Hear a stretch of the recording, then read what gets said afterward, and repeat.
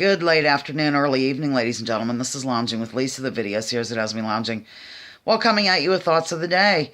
I'm actually lounging in the room formerly known as the Child's real quick. I just thought I'd try to do a video from here. I've done it before, I think, but it's been a while. I'm wearing an apron today. It says Executive Catering, and Mother, I thought she made it, but she didn't. She had made another one, but she used to be in the catering business, and so this, you know what, I'm going to leave that back there. What the heck?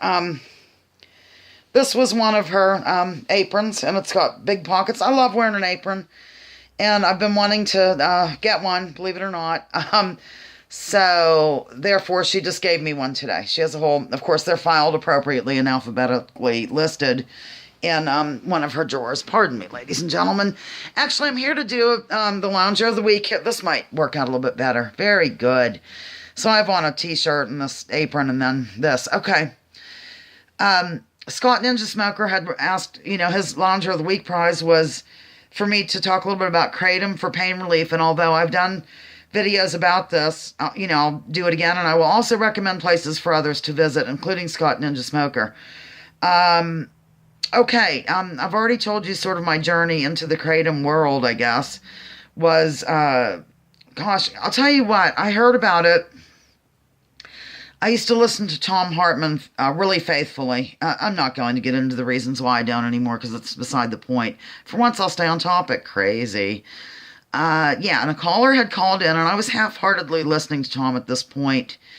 And the person on the telephone said something about the opiate crisis and mentioned that there was a substance that a lot of people have used in order to get off opiates. And he said it was called Kratom, but I think I say Kratom, other people say Kratom, some people say Kratom, I think I've heard, but I just say Kratom. I could be saying it wrong. I've said it like this forever, and I doubt I'm going to change forever. I've only known about it for a few years, but you know what I mean. So my ears perked up right away, and the reason why is because I had been, boy, I feel like a broken record kind of, but I had been on the high amounts of pain reliever, and what I used to do myself was, in order so that I wouldn't get used to them too much, I would do a cleanse every so many weeks, or like every so many 4 or 5 weeks. I would slowly taper off of them and go off all weekend and like not have any painkillers, so I'd have to go through these withdrawal symptoms and all of that jazz just so I wouldn't get used to it. I did everything I could to not A, become addicted, and B, get totally used to them so they didn't do me any good for pain. So my ears perked up, and then I looked into this Kratom situation, and I think I told you, well, I'll just go ahead and tell you because I have new people, and maybe Scott Ninja Smoker missed the one video where I talked about this. When I mentioned this, I was very, very honest with my pain clinician. Evidently, that's a mistake. And I had told her that, I had tried this substance. I think I said I tried it or I was going to. I don't remember if I was going to try it, but this was at one point they were going to make it illegal, which they're trying to do again. So it must have been that, something along those lines, and a red flag went up because, oh my God, I was going to try something natural. So the bottom line is, in terms of the pain relief, I'm not sure I'm comfortable giving out dosages or any of that stuff. Reason being, really, Scott, is because I measure mine with a teaspoon. I don't know grams from ounces. You know how bad I am with math. Can you imagine? Wait a minute, a gram would be, yeah, smaller, of course, right? Oh dear, you see how I am? It's a mental block. There's something desperately wrong with me. But I just use a teaspoon. So I can give you just an overall deal here. First of all, the red leaf Kratom, red strain, red vein, is generally recommended for pain relief. And you can find out all about this if you just go to a search and type in Kratom 101. 2 different words, Kratom, new word 101. And that will really help you out with what's good for what and blah, blah, blah, blah, blah. But, I think he wanted to know personally, what helped me or what I do. Yeah, so the thing with the substance is, first of all, it's hideous. Tastes terrible. I can't take it. Well, I do take it every day, but you know what I mean. I can't take the taste. You have to get what's called a sweet spot. It's the amount that works perfectly for you. Sometimes it's a little bit under, sometimes it's a little bit over.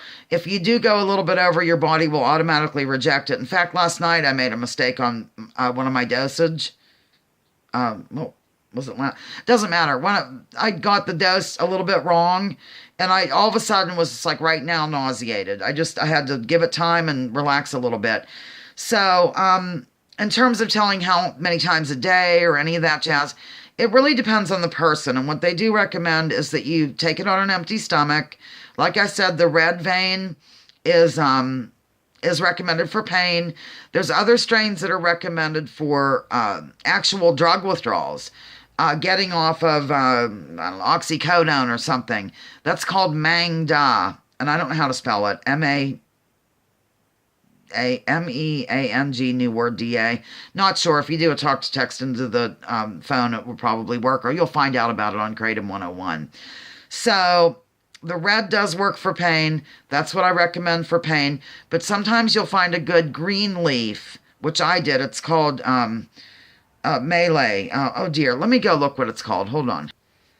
Okay, it's called Super Green Melee, and I get it from a certain distributor called Kratom Crazy. Real easy to remember. That's another thing. A lot of people use different distributors. There's just really a wealth of information out there that I'm not doing this any kind of justice. I can tell you this much. Let's just stick to the red because you'd asked me specifically about it. With the red kind, the more you take, the more of a sedative effect it will have on you. The less that you take, it kind of gives you a little more pep and energy, but you're not going to feel out of your tree or anything. And I know that you've already taken some, Scott, because you did a little video. Some people who have been on opiates for years or something, you might need a little bit more.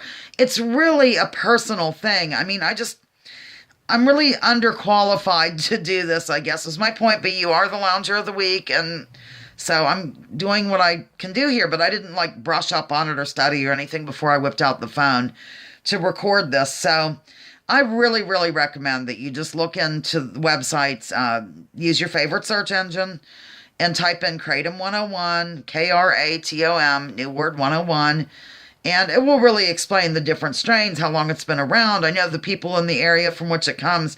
Oh, I should go show you on my phone here. Yeah, I will. I'll flip the phone around madly and see if you can see.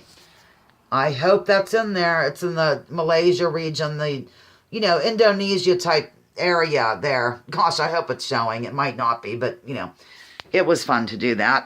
I love my maps.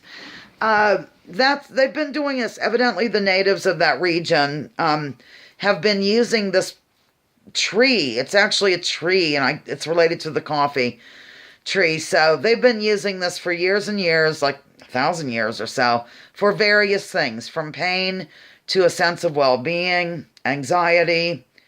Of course, getting off opiates would probably not be one of the things that happened 1,000 years ago. But it's a natural thing. And therefore, it's demonized, of course, by anybody attached to the American Medical Association or the big pharmaceutical. You're going to hear horror stories about how, oh my God, 14 people died last year on Kratom or something.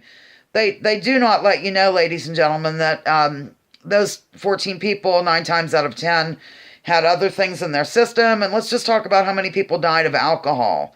I mean, that's just silly. This is all, it's so transparent to me why they do this. I hope other people realize why they do it. It's just, they don't want the competition. They don't want you in charge of your own body and what you do. So, I don't know, Scott. I hope this was all right. Like I said, I can only tell you what I do. And what I've done is I, use the teaspoon and that toss and wash method that's absolutely hideous where you put it in your mouth. I warm up orange juice.